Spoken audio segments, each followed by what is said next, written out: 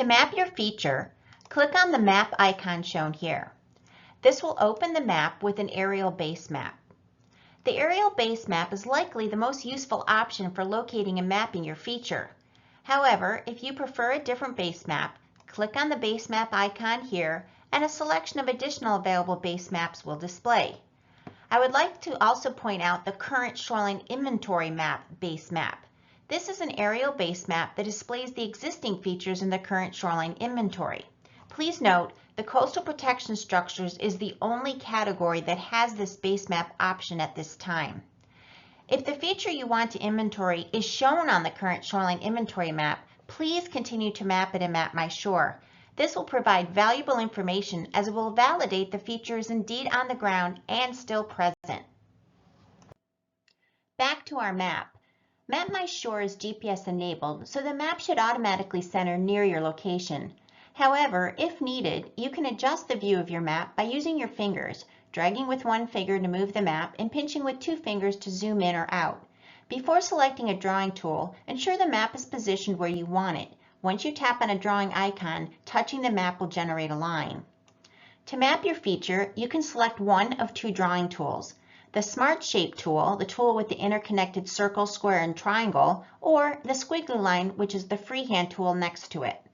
If you choose the Smart Shapes tool, your mapped line will be streamlined into a straight line. If you choose the freehand tool, your line will remain exactly as you drew it.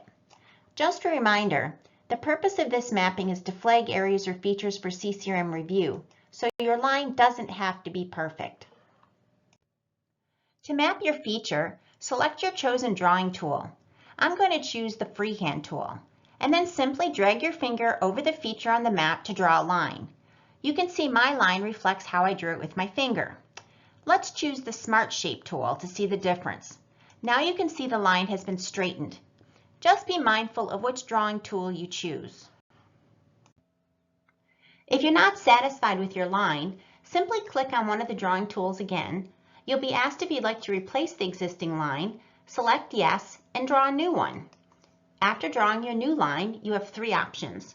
If you prefer your original line, click the Undo button at the bottom of the map to revert back to the original line. If you're unhappy with both lines, click a drawing tool again to replace and redraw the line once more. And if your new line looks good, you can tap the check mark to confirm it. Remember, MapMyShore is designed to flag features for review by CCRM, so your line doesn't have to be perfect. So let's accept our feature line. Before we continue, I just want to point out that for structures like breakwaters and marsh sills, where typically multiple adjacent structures often function together as part of a larger system, you can draw a single line from the first breakwater to the last rather than mapping each structure individually. Mapping all at once will save you some time.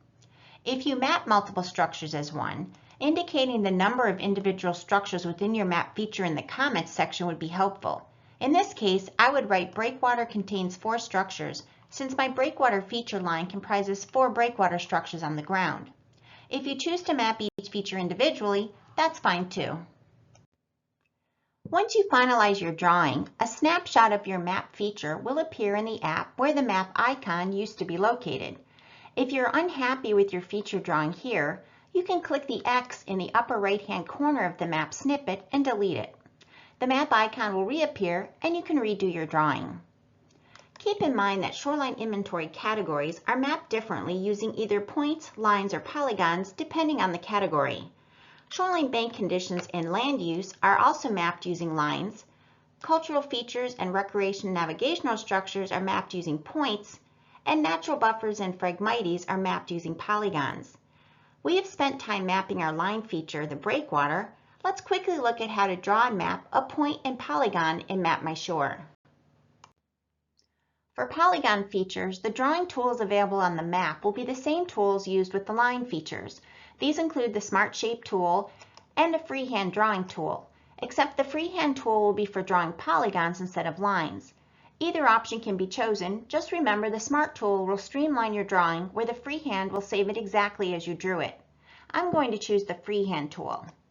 The process to draw the feature on the map is the same as with the breakwater. Simply drag your finger over the map in the desired shape.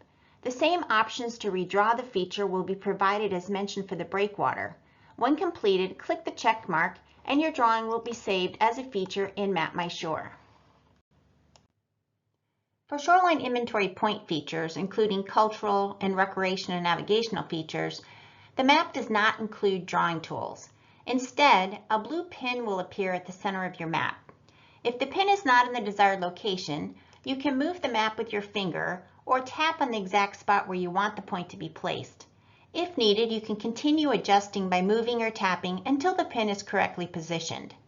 Once you're satisfied with the location, tap the check mark to accept it, and a snapshot of the map with your point will be saved as a feature in MapMyShore. When you are finished mapping an inventory item, below the Take Photo of the Structure section, you'll have the option to map another feature in the same category or to select a different category to inventory. In our demonstration example, we just mapped a breakwater. To map another coastal erosion protection structure, click the plus to add another feature in the same category. It will take you to the list to add another structure and keep you within the same category, coastal erosion protection structures. Important: if you navigate to the list and add another feature in the same category without clicking the plus sign in the To Add Another Structure box, your previous entry will be overwritten. It's very important to ensure that when adding features, you're adding the feature correctly.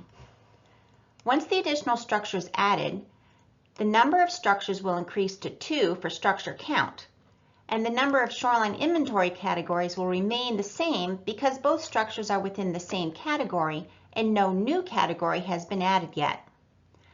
You can also delete features or categories you've entered by using the delete icon. Be sure to navigate to the correct feature before deleting and double check that you're deleting the right item.